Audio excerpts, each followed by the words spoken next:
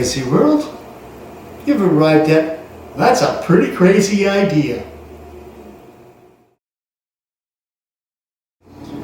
And me, I'm John. Hello. Today I'm making a drill stirrer for food. Mostly for my peanut butter, a natural peanut butter. It needs a good stir. And so I'm using a dog spike. Yeah, it's worth about $4. And I'm just going to cut it up a little bit, and then I'll be able to stir my peanut butter. One thing, make sure your dog spike is made from stainless steel and not from chrome or something else. You don't want food contamination, so the stainless steel will be the best option for sure. And they are available in dog spikes, stainless steel dog spikes.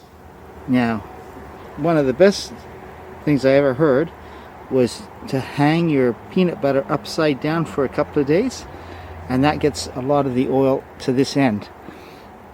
That helps. So what I'm going to do is I'm going to measure how long I want this. I don't want it to actually touch the bottom, so that I actually only want it to come to about here, and then you can go up and down with it at least a little bit. So you just have to measure it off and see how it works. What I found was I'm going to have to cut it up here, and that way I have enough room here in the shaft to use it for multiple different types of kitchen stuff.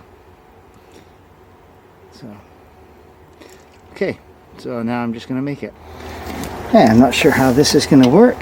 Let's see.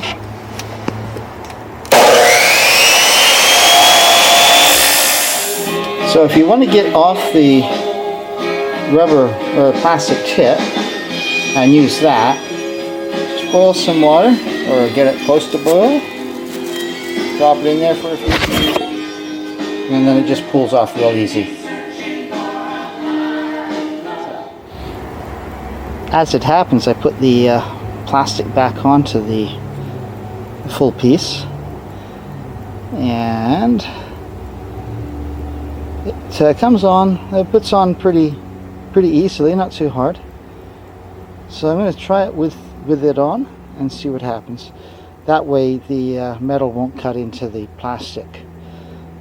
So, okay, so the last thing I'm going to do is put a hole in the lid so that the stirrer can go through it. What you want to do is save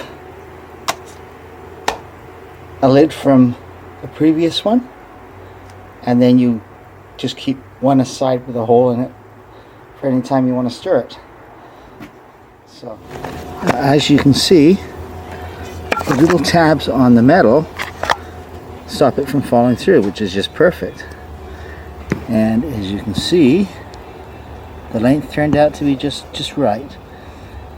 Just remember, I'm going to be starting mixing from that position, so that it's going to be right at the very top, and then you work your way down slowly. So that's my little project. I think it's finished. Don't know if I'll keep the plastic on, but I'll try it with the plastic on, and if I don't like it, I'll take it off. And remember, there you go, because this is going to stir this way, the sharp edge on the tip could gouge into this plastic, so you might have to back stir it. In other words, turn the drill onto reverse and be going this way, which is fine, it won't make a difference. So that's why I've got the plastic tip on, is to see if I can do a forward motion on the drill without damaging the plastic. That's it. Last part of the process, the mix. Got to do this with two hands. And there you have it. It worked pretty good. It was very evenly mixed. And yeah, I, as yet, don't have a second lid, so I'm just going to put a piece of tape over my hole and call it a day. And then when I get my next jar, I'll have one good lid and one with a hole in it. That's it. Done.